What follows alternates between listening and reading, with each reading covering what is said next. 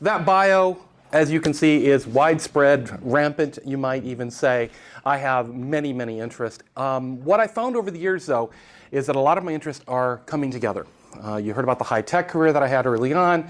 I just finished up basically a 30-year career being a computer consultant, last 15 or so years as an independent consultant on my own, moving into new media and podcasting and all sorts of stuff like that. What has happened over the years is I started writing about careers way back in, would have been 89 or 90, for the computer tabloids that existed at the time. You may have seen them, Network World, InfoWorld. They were the big tabloid magazines because we didn't have any internet back then, right? So the way we got all of our news were these weekly magazines. And they had me started writing about high-tech careers, what it meant to have a high-tech career, the unique aspects about it. What I quickly figured out was, one, even as a high-tech person, I could still write about these things because I addressed everything personally. It wasn't about resumes, it wasn't about interview skills, it wasn't about dealing with clients, it was about you and your career, your personal career. And that's an important aspect that I've really tried to put into everything I do. It's not about those external things out there. Although, yes, we focus on resumes and we focus on interview skills and everything else, in reality, it's about you, and it's about the people you deal with, and it's about developing, as Danielle said, the career you deserve. And I really do believe that. That became the subtitle for my column and podcast, and I really do believe that. We all deserve a great career. We're not entitled to it. Doesn't mean I get it because I'm a happy little special snowflake. It means that all of us, collectively as humans, deserve a great career. And we can make that happen, and we can help others make that happen if we think about it in this very personal way. If you think about it in that way, you realize very quickly that a career is a major part of your life. We spend sometimes more time at work than we spend at home. Although now with a 17-year-old, I've been trying to spend more time at home with him for sure. But we should give as much care and as much attention and as much thought to our careers as we do to the rest of our life. And it's, I think, when we don't do that, that we run into problems, and that people run into problems with what they want to do with their life. I'm going to talk about tonight what I consider the two largest problems of career development. And they're somewhat divergent, but they're also come together at a certain point. The first one of those is, and I must admit, I am experienced the same thing myself, is what do you want to do as a career? A lot of people are faced with that fact every day, myself included. What do you want to be when you grow up? People have asked me that last week, and I still go, I don't know. I do all these things, and it sort of makes a career. I sort of mush all this stuff together, and I develop something that's very unique to myself. The second aspect of a career is, how do you build that career once you decide, at least in some small way, what you want to do? And there's a great many ways of doing that, many more ways today than there ever was back in 1990, 91, when I was, in the midst of the biggest part of my career. We have so many different avenues to explore and to utilize to help us build our careers, and I'll talk about that as well. The trouble with not knowing what you want to do for a career is there's just too many options. I am faced with that every day. I am an autodidact, a self-teacher. I never wanted to go back like you guys and go back to school or continue on with school. I got my bachelor's degree. I went into the workforce. That doesn't mean I stopped learning. In fact, I think I've learned more since I left college, definitely, and more deeply than I ever learned in college. My wife, on the other hand, went back. She had a television writing career. After that sort of wrapped up, she actually went back, got her master's degree, finished up her PhD 2 years ago, and is now a teacher in the Cal State and University of California systems in a wide variety of areas. The reason I'm that way is because I love options. I love variety. I drive my wife mad because I'm always like, well, I don't want the same thing for dinner week after week after week. I gotta have, well, what haven't we had in a while? I have lists like, what have we had over the last several weeks so that we're not repeating anything that often. I don't like to go to the same places all the time. I don't like to see the same movies all the time. I'm not one to go back and rewatch movies. I love variety.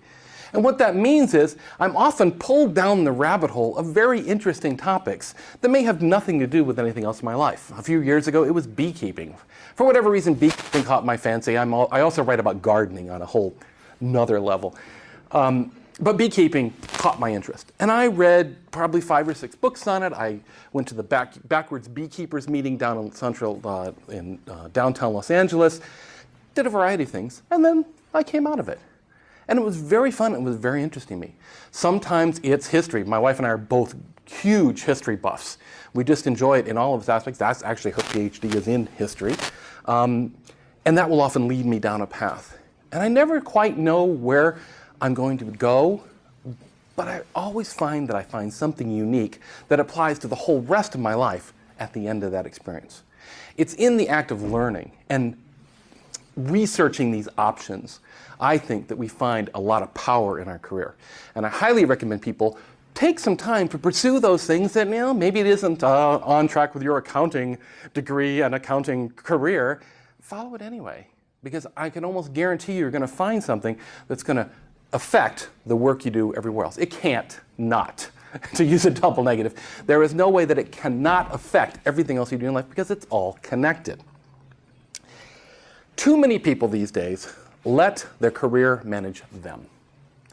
They get pushed from job to job to job to job, and then wake up 20 years later and go, how the heck did I end up over here doing this, which I don't actually like that much and doesn't fulfill me in any way, but they sort of wake up and have that experience. I've seen that time and time again, and it's disturbing to me. I've often written about it and said, you know what, we got to stop this process. We got to find a way to break out of this thing where you let your career manage you instead of you managing your career.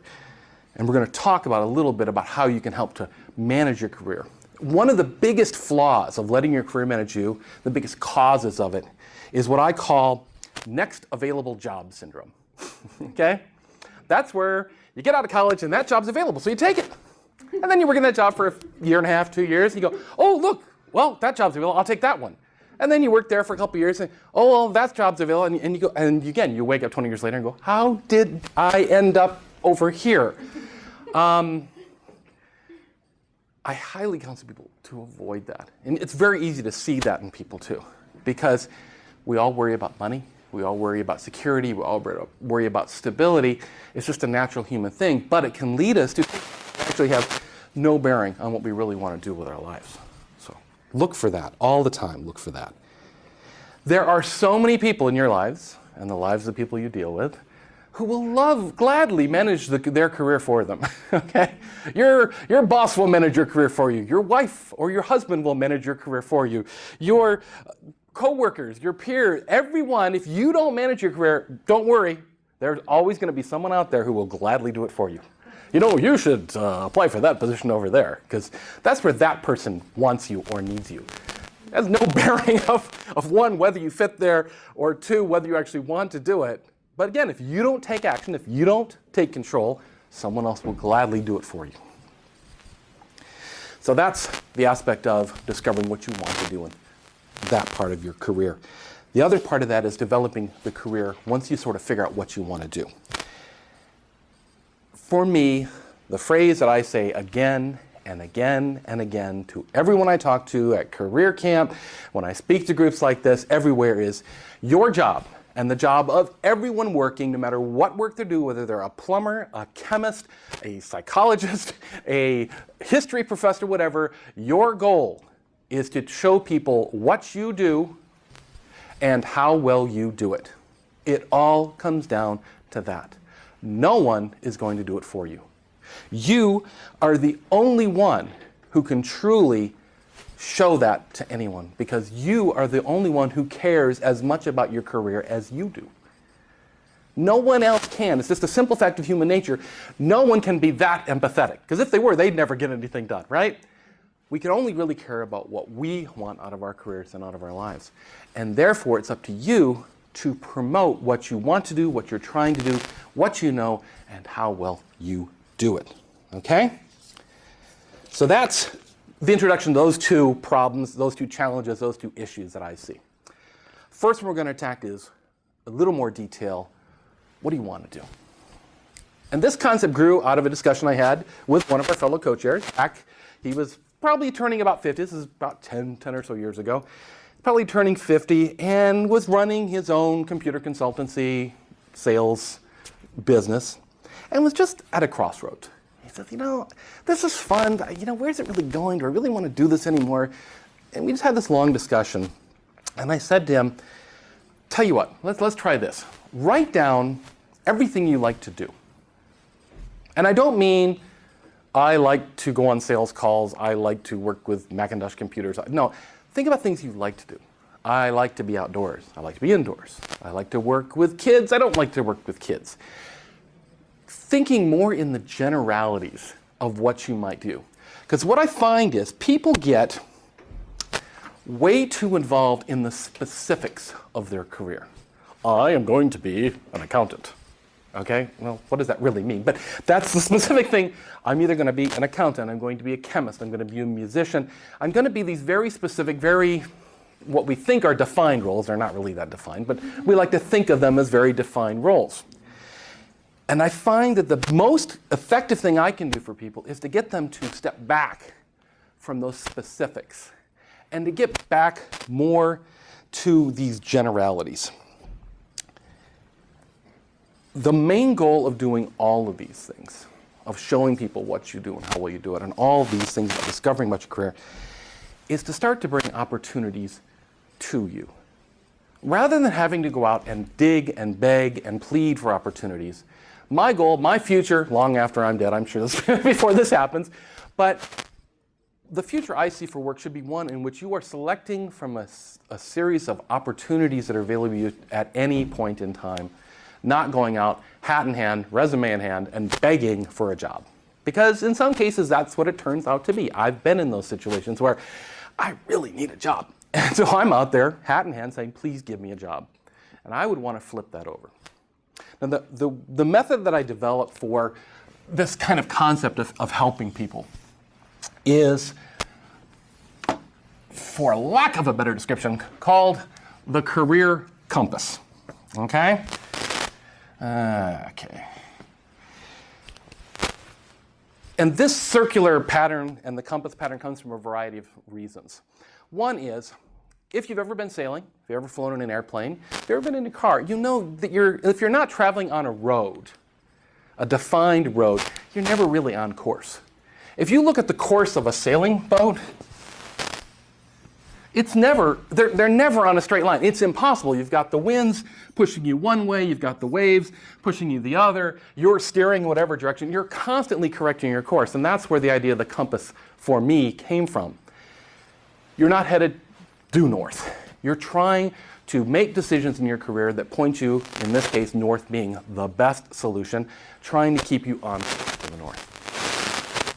The way you do that is we go back to those generalities. And I start telling people, I say, what do you like to do? Let's start something as simply as that. What do you like to do? Well, if you look at my blog and look at my website, you'll notice, well, yeah, I like to garden. I like podcasting. I have a love-hate relationship with technology. And I start to plot those basic likes and dislikes on the compass. Okay? And you can sort of use the distance from the center here as kind of a gradation too. Like, here's my kind of love-hate relationship with technology right now. But gardening I really like. And there, perhaps there's something, I really like music, so it's way out here. And the compass starts to divide up into a number of areas. Up here are things that you're doing now that you like.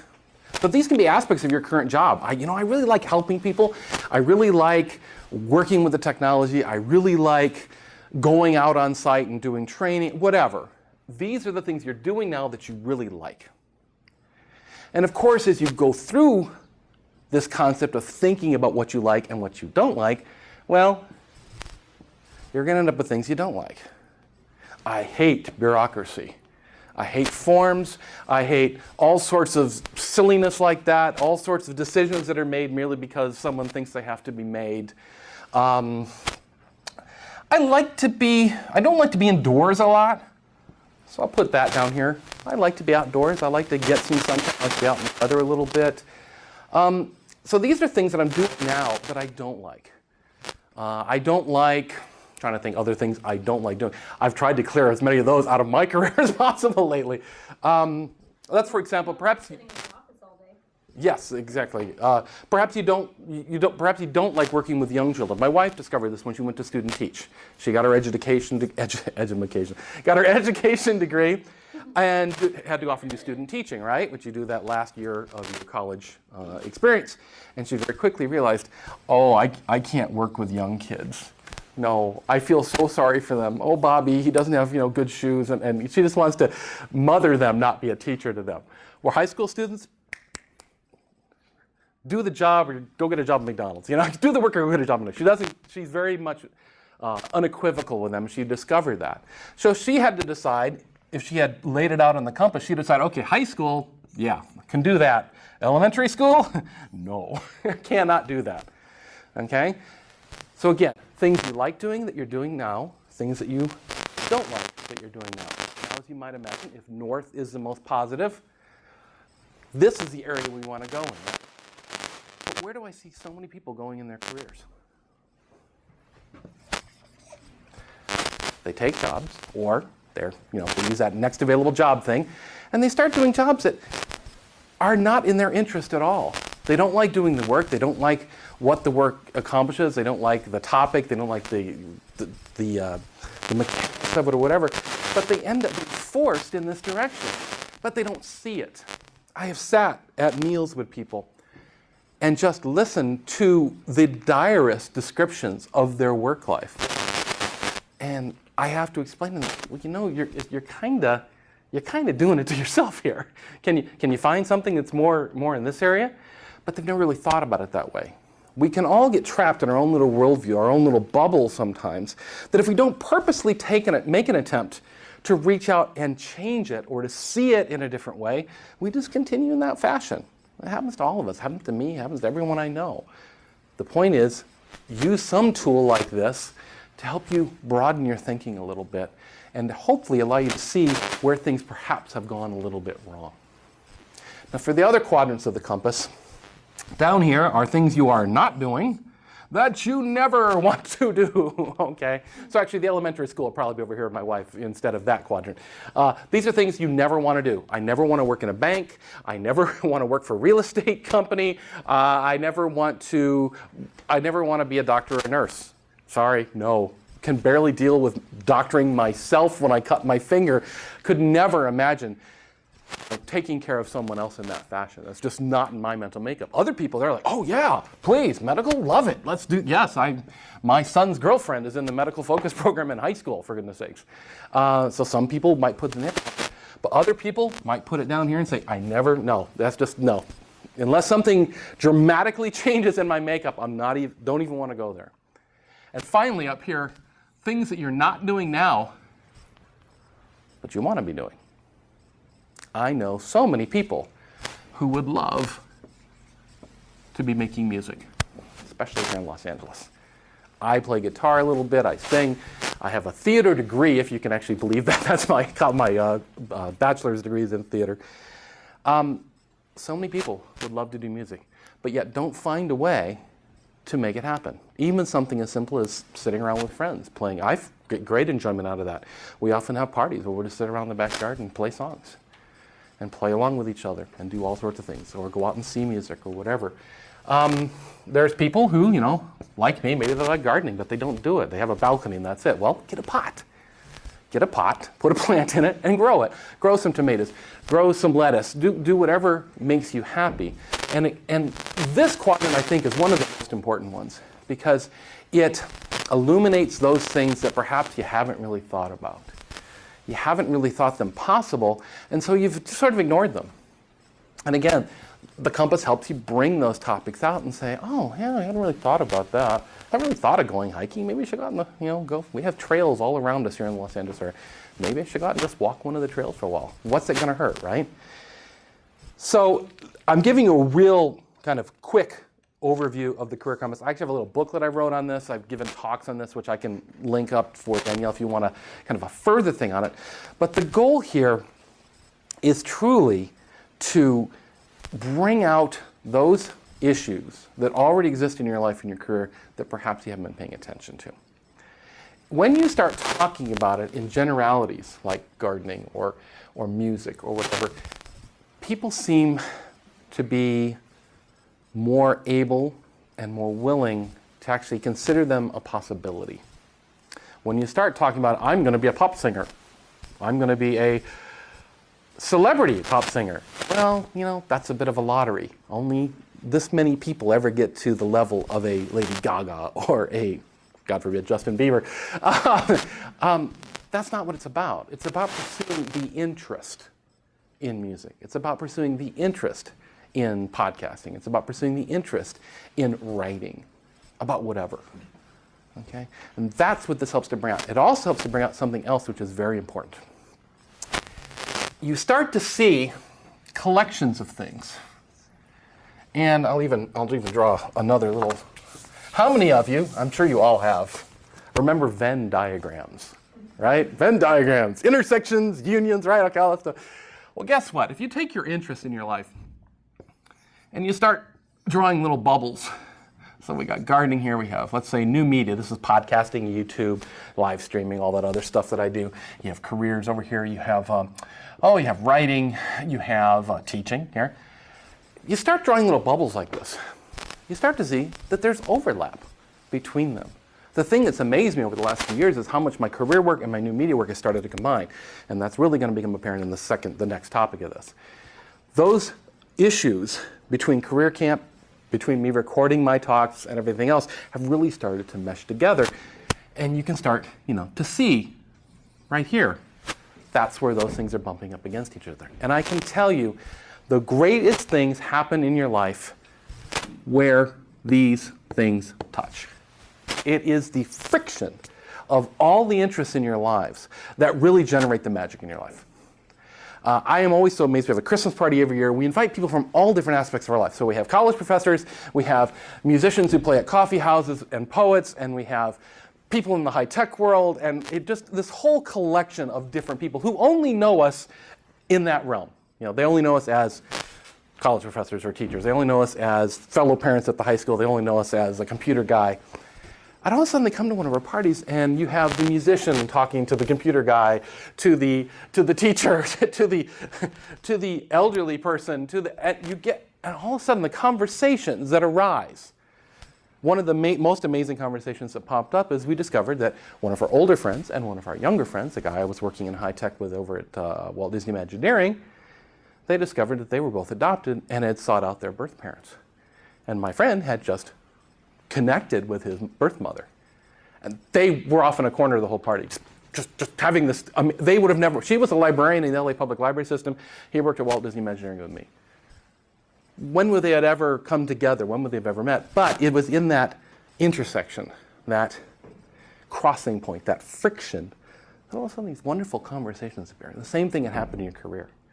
Take the something I often talk about with careers too is something I call the hybrid career.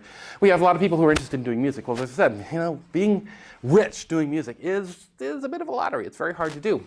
But if you like music, perhaps you can combine your interest in music with another interest. As a high-tech person, I could say, well, I could work in a high-tech job at a music company, at a recording company, at a post house, at a live venue. I could find ways to bring those two interests together and develop a career that's actually a hybrid of the two, rather than just something that are separate and apart, where I might not be able to succeed at either one individually. Before we moved out here from Cleveland, I actually worked at the Playhouse Square Foundation as a computer person. But I got to be around the theater, be around the milieu. We got to go to all the shows. We got to, be with all the business and all the creative people. And I was still immersed in the theater world, even though I was doing a job that was utilizing my other skills of being a computer guy. So there's other ways you can do it. Develop those hybrid careers that allow you to use all or as many of your interests as possible, as many of these things and as many of these things as possible to develop something new and fresh.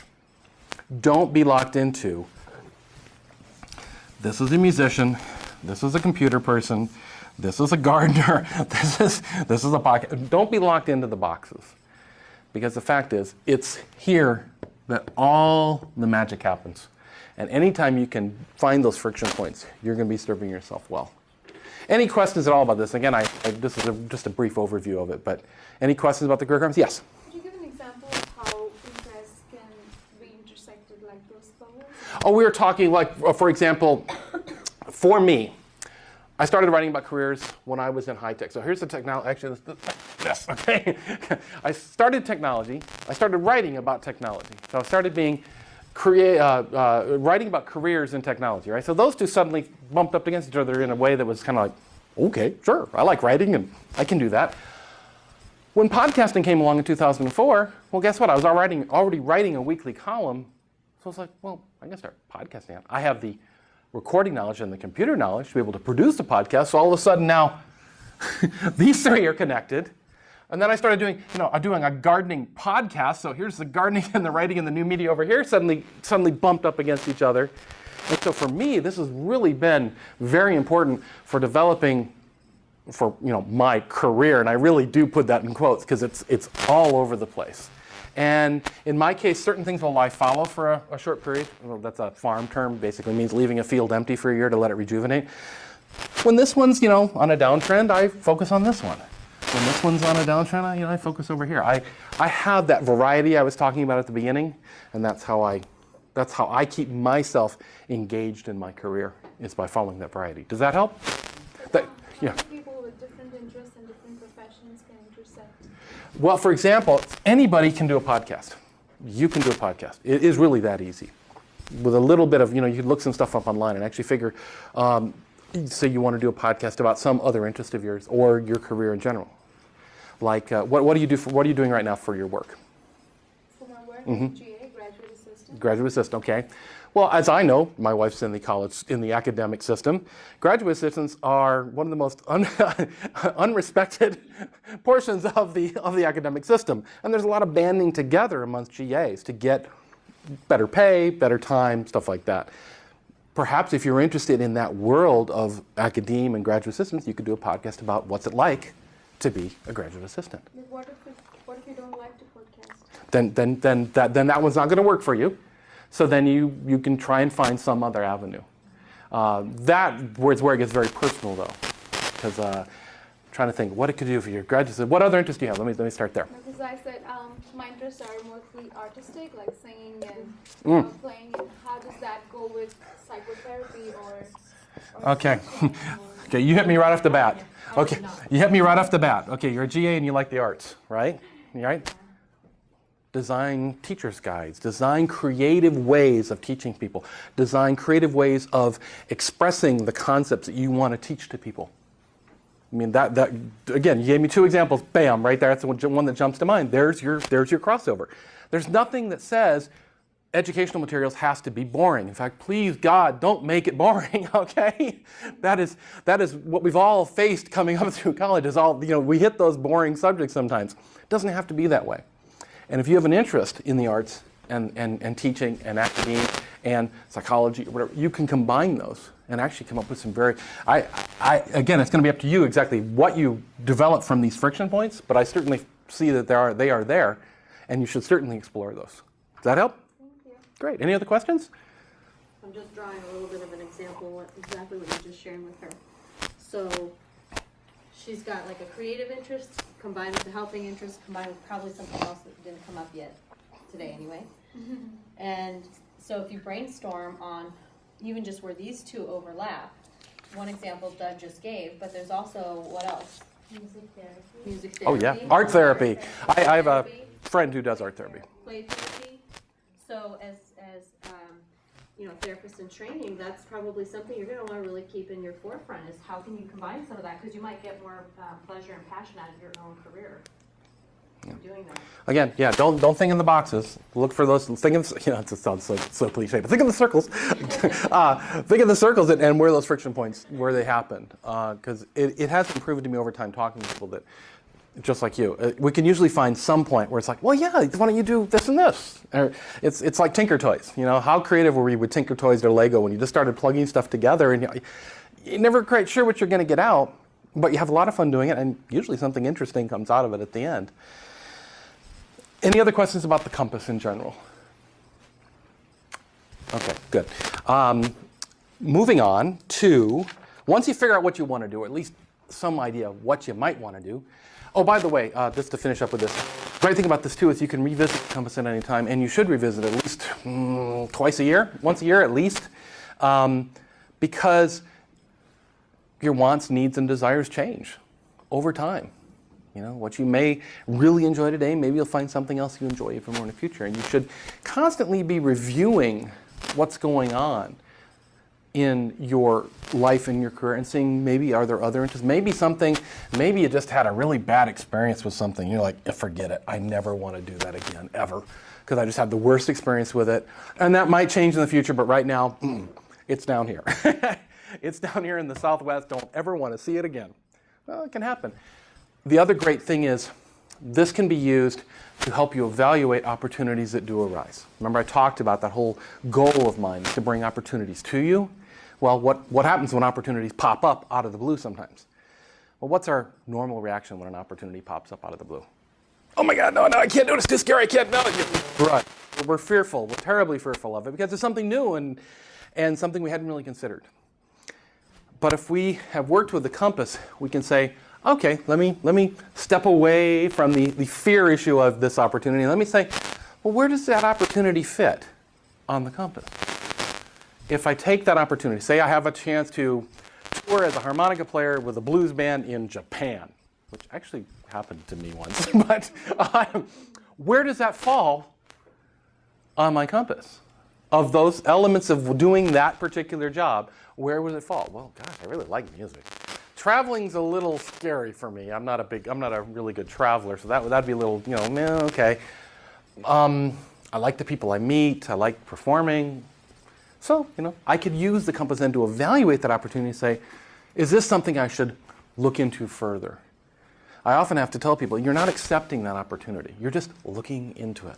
I have people who just turn down opportunities just out of hand because it's like, no, I can't even consider it. It's like, well, why not?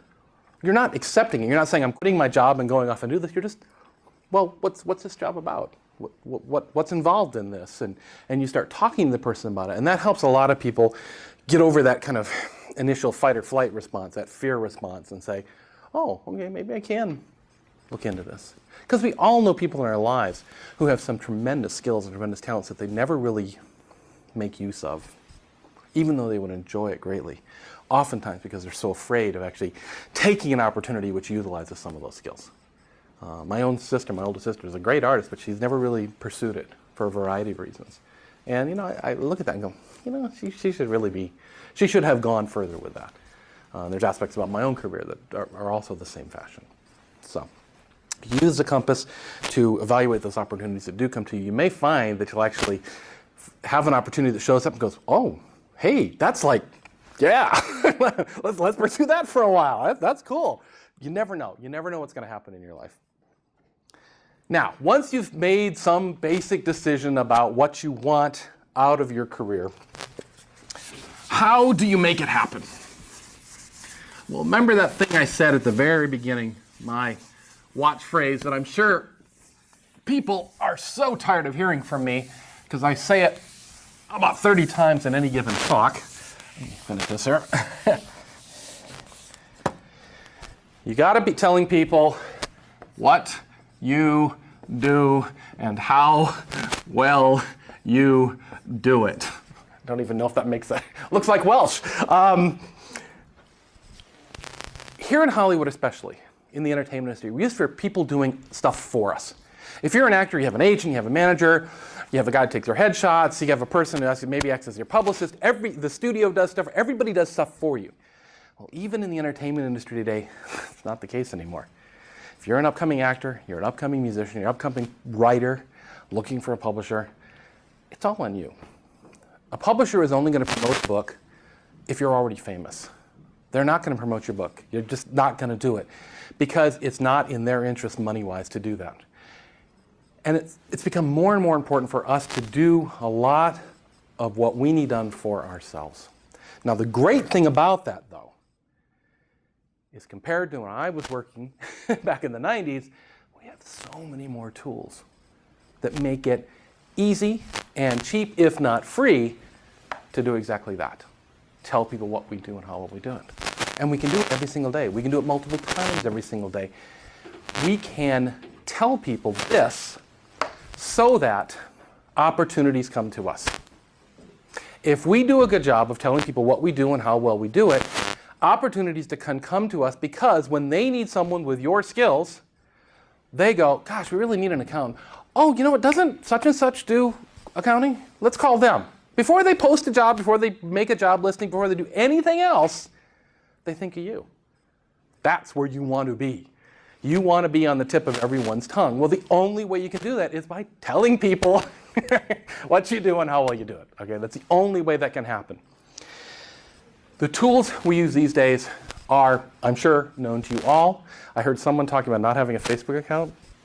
We're gonna talk about why. But here are what I call my career prescriptions.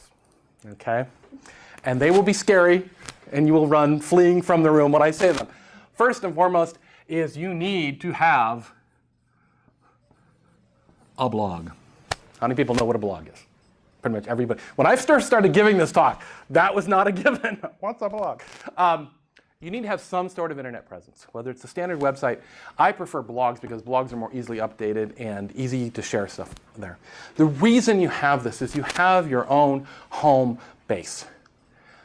Anything you do out there, anywhere else, if you post something on Facebook, if you post something on Tumblr, if you do any of these other things, everything should have a pointer back to your home base. Why is that? Anyone heard of MySpace? Okay, people invested lots and lots of time in MySpace and it basically disappeared. Okay, companies can do that at a whim, so you don't want to necessarily be tied to any one service that's out there. That doesn't mean you can't use them, but by having a blog or a website of your own, you have your own home base that you own. How many people know what a domain name is? Okay, domain name's that name that ends in .now, .media, or .whatever, because there's a bunch of other endings nowadays. If you go out and you buy a domain, which I highly recommend, and if you can get your name, actually no period. If you can get your name, good. But otherwise something appropriate. Get my handwriting terrible. That's mine, DouglasEWelch.com. I own that name. It's mine. I can point that name anywhere. I can point it to a Tumblr blog, I can point it to a WordPress blog, I can point it to my Facebook page. I can point it anywhere. I own it forever. As long as I pay for it, I own it. That's what you want. Because if you own that little piece of real estate, no matter what service happens to go out of business next week, well, guess what? You just point that somewhere else and continue on your way. Anyone who has that name can still get to you. Okay? And I really want to reinforce that when I talk about having a home base. Have your own domain name that you can point anywhere, and there's some technical stuff that we can go into further, but you can go on YouTube and figure out how to set up a domain name in about 1 billion different ways. The important part is to have it, so that, much like having cell phone numbers that follow us everywhere we go now, we can finally be able to transfer our cell phone numbers and keep a certain number. We want to be able to keep our internet presence as well. Now, in my case, I have my own website. Okay, I actually pay for some web space out there, and I have various properties on that web space, and that's where that name points to right now. You don't necessarily have to go that far. You can set up a free blog on WordPress.com. How many people have heard of WordPress? WordPress.com is a free blog. You go in, you set it up, you get a name like, abc.wordpress.com or something like that. But that doesn't really matter, because what you do is you point your own personal domain over to this, and so people type in that and they end up here. Okay? Again, you own your name, you own your presence, so you can point it wherever you wish. Another one is blogger.com, although Google doesn't seem to be paying much attention to blogger.com right now. Tumblr is really popular right now too. Tumblr's a bit of a wild and woolly place. In some ways, it's interesting, but you can also set up a Tumblr blog too and just point your name over there as well. Nothing wrong with that. The point is to have your name. Does that make sense to everybody? Okay. How many people actually have a domain name that they own? But you don't have a Facebook account. Anybody else? Okay. think about it. Think about what name you would get. And it can be your own, it can be some creative name you want. You do have to pick something that's unique, so it could be a little tricky sometimes to find a name that, that isn't already taken. Highly recommend it, and then point it somewhere that belongs to you. Because the reason we have a blog is we need to share what we know, what we do, and how will we do it. Okay, go back to that again. We need to share that with people. Oftentimes we don't share what we do because we simply don't have a place to put it. It's like, well, do I put it on Facebook, or do I post it over here? Well, if you set up a blog, all of a sudden now you have a place to put stuff. And what I found is if you have a place to put stuff, guess what? You find stuff to put there. It's kind of a chicken and the egg sort of scenario. You think, well, what do I have to post there? And then all of a sudden you have the site set up, and you're like, oh yeah, I can post that neat piece of art I did. I could put that over there. Or I could talk about art therapy. I could put that, I have some thoughts about that I could put there. You find all these things that suddenly, oh, well now I have a home for them. Okay, let's start to put that stuff out there. And that's exactly what you should be doing, by the way. Now, right now, beyond having your own blog and your own website, there are certain properties that are just hot. They've got the heat right now. Facebook being one of them. Facebook is a site, all these services have their own kind of vibe, collection of people there. For me, Facebook is mainly family and friends. It's not really business oriented at all, although I do have Facebook pages for each of my public facing, each of my blogs, for example, has its Facebook page, which goes along with it. That's more of a business, public facing type thing. But for my day-to-day Facebook use, it's friends and family. I use it to communicate with my wife's relatives in Sicily and other friends we have scattered all over the world. Something like LinkedIn, which you guys were talking about earlier, it's very, still to this day kind of buttoned down and very professional and very, these are professional friends that I am networking with or acquaintances that I'm networking with. And so that can be, another set of friends there. The reason you do multiples of these, so let me say Facebook, LinkedIn, Tumblr if you like Tumblr, if that's your thing. There's a variety of other services. Honestly, you will find those that work best for you or that feel best to you. And I highly recommend just kind of checking them out and see what the vibe is over there and see what's happening. Twitter is another big one I forgot to put on my list. Twitter is another one. It's a different world. It's that 140 characters, very terse, very quick, in and out, kind of event-based too. Twitter is very popular around events that are going on. But that might be the thing for you. I never thought I would use Twitter that much when it first came out until I went to my first event and had a smartphone with Twitter on it. I was like, oh my God, this changes the world. Instead of us all phoning around in a large, we're at a convention, it's like you're all in a party and you're trying to listen to the other person on the phone, like, what room are you in? Where? Now it's like someone twitters out one tweet, wink, you can see people converge on the next location as you walk out of the room. It's a totally dramatic change in how I approached events like that. And so if you're doing stuff like that, that's definitely one way in which Twitter is very interesting. You will have to find those things that work best for you and that feel most useful and most comfortable to you, though. These days, although I wouldn't have recommended it even 4 years ago, we're seeing a resurgence right now. I've been podcasting for 10 years. I was one of the first 20 podcasters after the term was coined in 2004, because I had the column that I was talking about. I already had content, so it was easy for me to get started. Last year, podcasting exploded with the Serial podcast and all these other, whatever reason, it's finally hit its moment. And so I am recommending to people, if you have an interest in that, if you have an interest in either an audio podcast or a video podcast, most of my gardening podcasts are video podcasts, which I also post to YouTube and elsewhere.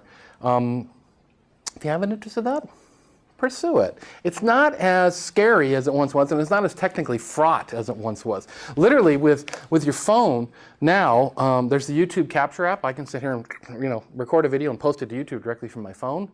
Last week at South by Southwest, an app came out called Meerkat, which is basically bring it up, click this, click that. I'm live streaming right now. Boom. And we're live streaming on the internet. And it automatically got tweeted out. People can start to watch right now.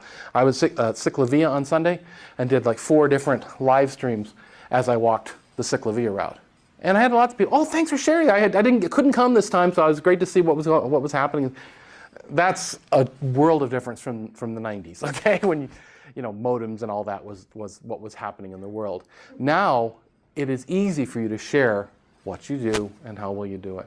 That can just as easily mean what you're interested in, what you're excited about, what you're angry about, what you're interested in sharing with other people. I know people make a lot of the whole thing, well, who wants to see what I had for lunch today? Well, you don't have, then don't post that. If that's not what you want to see on Facebook, don't post that on Facebook. Post what interests you, and you will find people who will find that interesting because they will have a similar interest to you. Just because people use social media for silly and stupid stuff doesn't mean you can't use it for cool and neat and interesting stuff that builds your career. Okay, I really want to reinforce that. Yes, there are jerks everywhere. You walk out of this building, there are jerks, okay? There's going to be jerks on the internet. Don't follow. Don't engage with them. Do what you want to do. Do what has the most value for you. You will get value back for it, I can guarantee you. Your job is to communicate with people who have common interests, both personally and in their career. You may become an acquaintance with someone who's interested in music with you, and all of a sudden you'll discover, oh, but they actually also work at this charity that does, whatever that you're also interested in.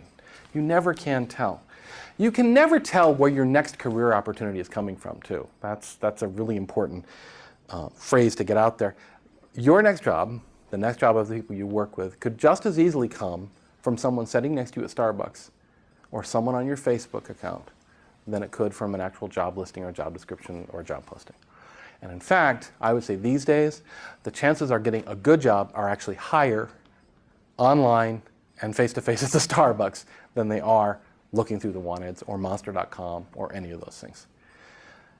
You are when you use social media, new media, I also call it, you're short-circuiting that whole job search process.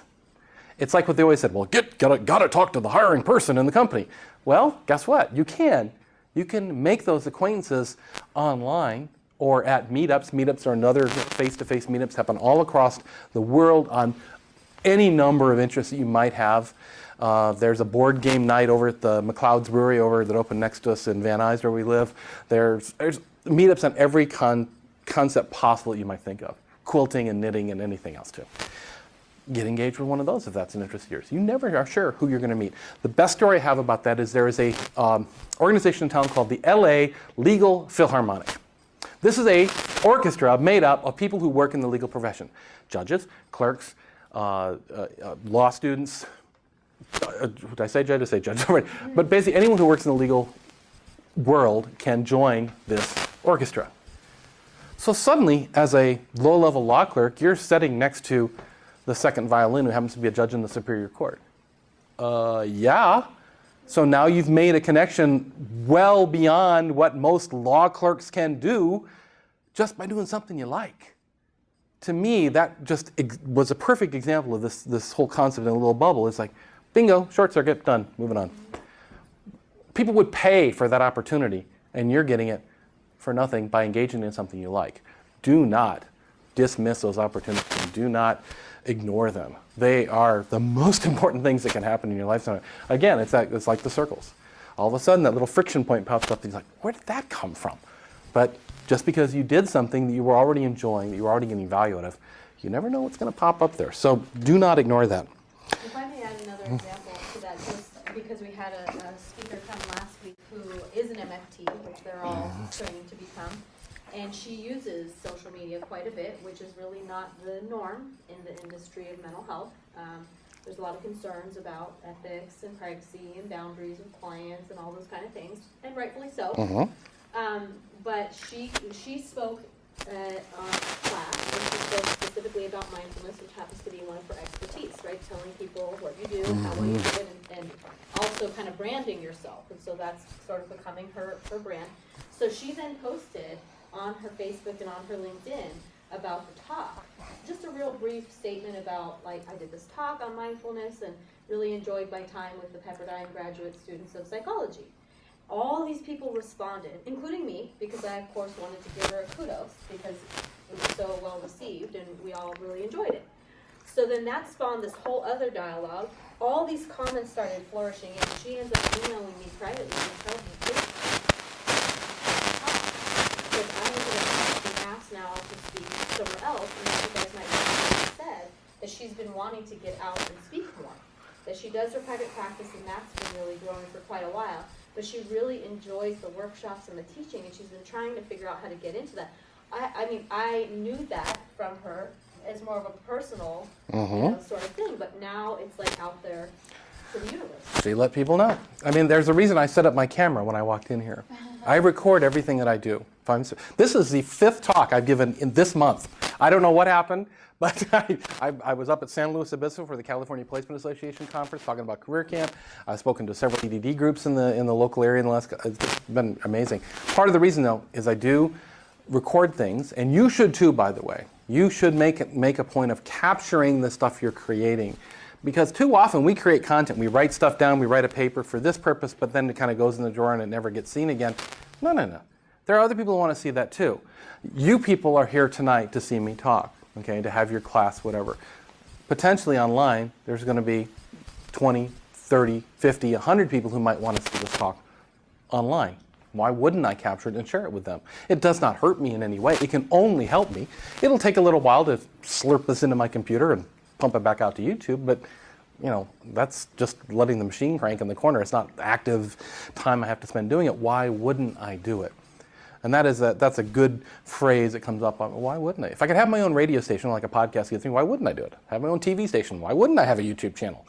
People were dying to have their words on radio and television for years. Now we can. We can have audiences of millions of people out there without much effort. Why wouldn't you do it? I do say, you triggered that point about, my wife does a lot of writing for a lot of purposes.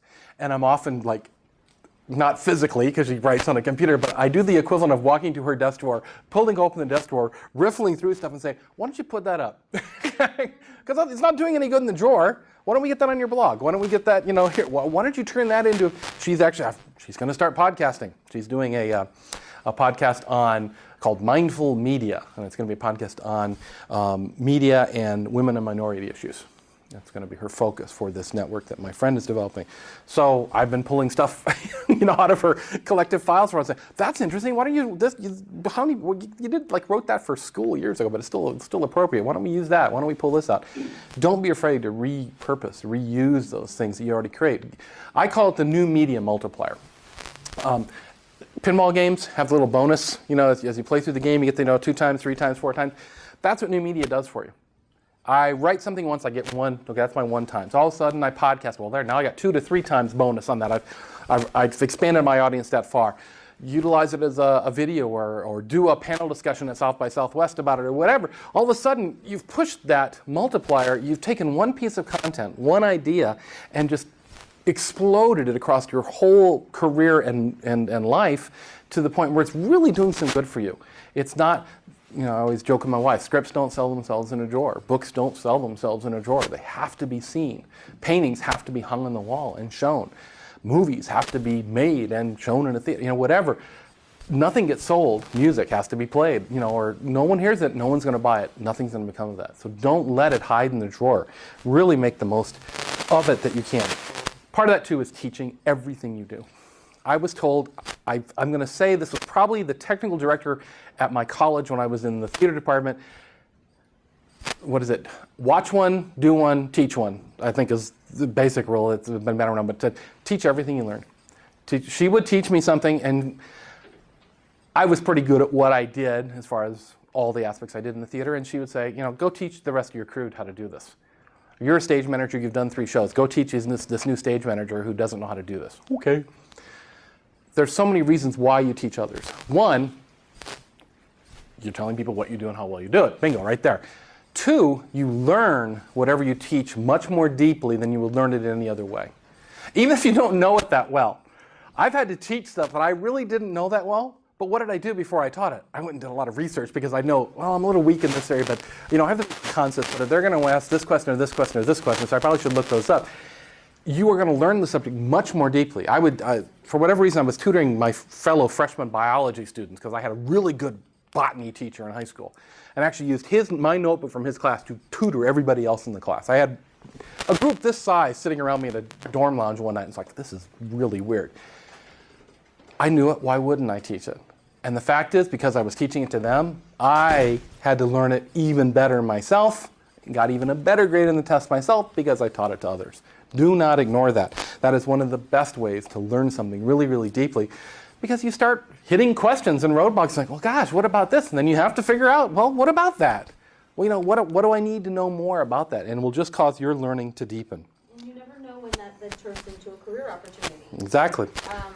Another friend of mine who's also an MFT, she recently spoke on a radio station as an expert, you know, as a therapist expert on a specific topic that she had really started doing more of, or was kind of coming more to her in her practice, right? So sometimes that happens. You sort of don't realize you have a specialty until you kind of look around and go, oh, I guess this is kind of my specialty, especially if you like it, right? Like, you could be good at something and not like it. We've talked about that. Yeah.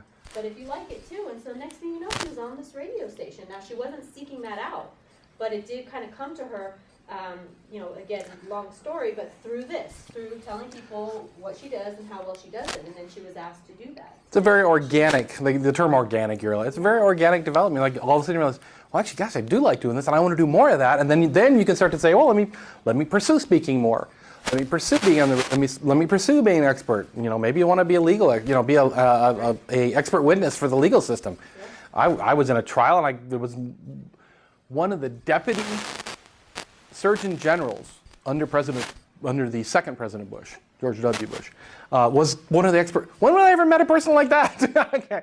You know, you're never quite sure who you're going to run into out there. So don't miss those organic opportunities.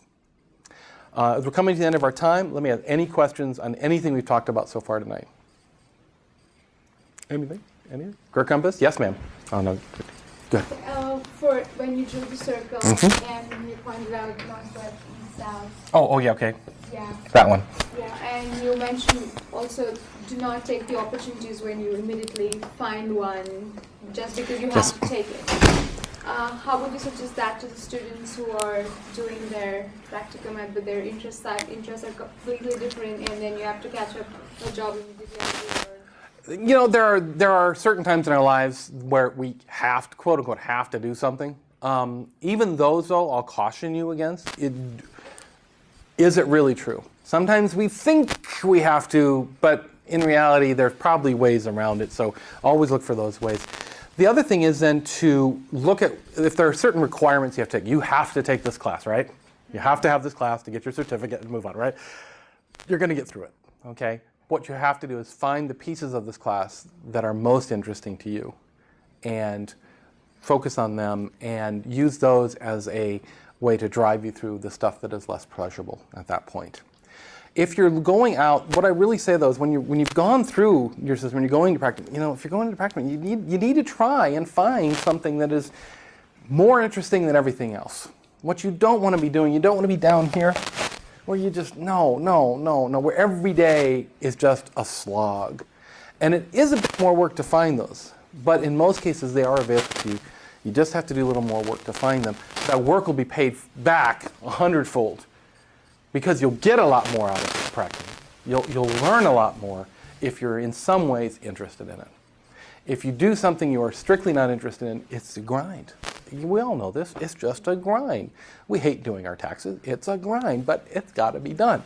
Or you pay someone else to do it, like I do. But if you find a practicum that you are interested in, but there's something about the setting, the site, the population, or something that you don't like, or you don't feel like you're interested in, then you're learning a lot about what you don't like as well, which, remember, from the Career Compass is also really valuable.